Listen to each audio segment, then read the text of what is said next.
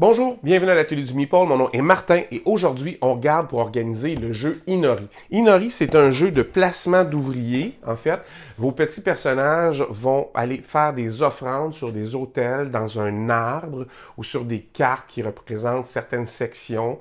Alors, c'est très imagé, c'est très zen, le plateau est magnifique, c'est tout dans des teintes pastel, c'est très apaisant. C'est pas de la guerre, mais c'est un placement d'ouvrier où il n'y a pas, à part quelques petites exceptions qu'on peut faire quand on a une carte spéciale, une habilité spéciale, on ne peut pas aller où il y a déjà quelqu'un, fait que c'est quand même restrictif. Alors, mais c'est un plateau qui va constamment changer. Parce que les cartes sur lesquelles on joue vont être remplacées de manche en manche, alors vous n'aurez pas les mêmes choix. Alors même s'il a l'air simpliste, même s'il a l'air super facile à apprendre, il y a quand même une belle rejouabilité à ce niveau-là. Alors, je vous montre comment c'est organisé dans la boîte, puis après ça, on va regarder pour ma solution.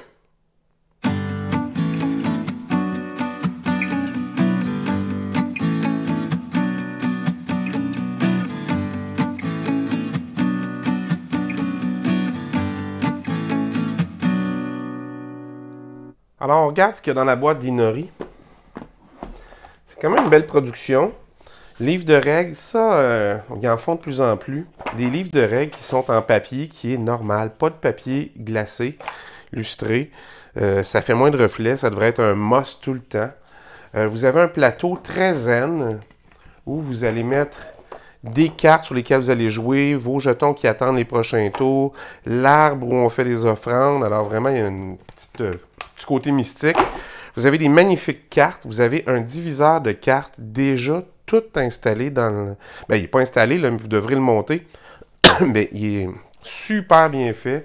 Alors, vous avez des cartes dans des couleurs différentes, avec des endroits pour poser vos jetons.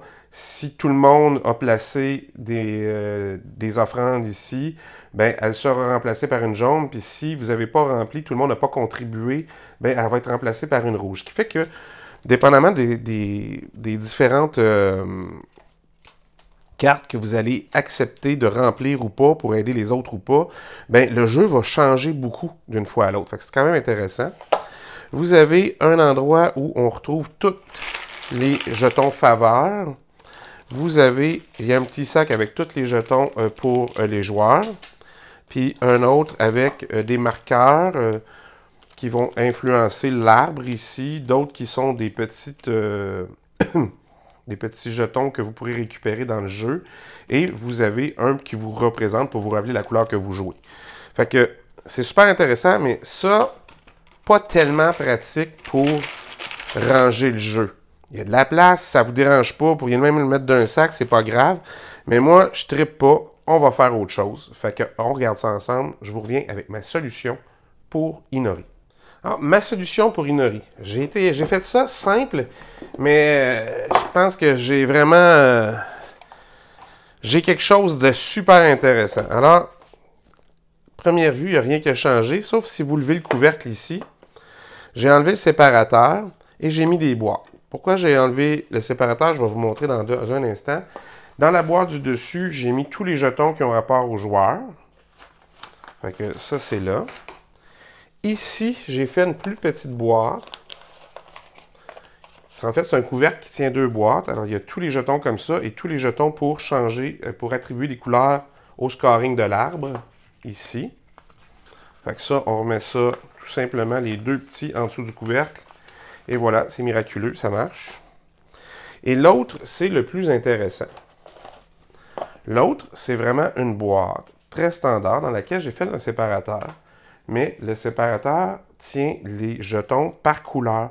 Fait que vous allez pouvoir le laisser sur le board et les gens vont pouvoir les prendre et les remettre là au besoin. Et vous avez quelque chose de déjà séparé. Alors, il y a des gens qui ont qui veulent absolument que tout soit séparé. D'autres, ça ne les dérange pas. Moi, je peux faire les deux. Ce n'est pas une obligation. Mais en regardant pour le rangement, j'ai vraiment opté pour quelque chose. Puis, ça fait très juste. Fait que la largeur de ça, c'est vraiment... J'ai pu faire une boîte qui rentre dans ce sens-là. Et si je voulais les mettre 1, 2, 3, 4, 5, 6 comme ça, mais il a fallu que j'enlève le séparateur parce que vous voyez, ça ne se rendait pas. Fait c'est une façon plus organisé de les ranger, si vous voulez, mais c'est pas du tout nécessaire. Si vous, ça pourrait ne pas avoir d'influence, vous pourriez laisser ça comme c'était fait avant, mais cette fois-ci, c'est un peu plus ensemble. Et moi, j'aime ça. Ça fait plus organisé, je me cherche pas. Les gens qui ont des problèmes aussi avec les couleurs, si jamais ils sont mêlés, bien, vous en mettez un qui est visible à côté des autres qui ont la même couleur. Comme ça, s'ils ne sont pas tous tournés du bon côté, bien, ils verront les images s'ils ont de la misère avec les couleurs. Et voilà, c'était ma solution pour Inori. Alors, voilà, Inori, je pense que je suis assez content du rangement.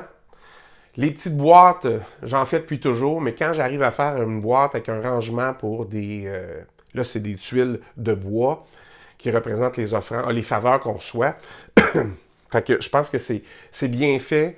Ça tient la route au niveau du rangement, c'est-à-dire que vous allez facilement vous en servir pour ranger, sortir, mais vous pourriez le laisser comme un plateau dans lequel on se sert tout le long de la partie, et ça, c'est un plus. Alors, j'espère que la solution vous a plu. N'hésitez pas, si vous avez des questions, posez-les en commentaire. Toujours content de pouvoir y répondre. Nous autres, on se revoit la prochaine fois. En attendant, amusez-vous.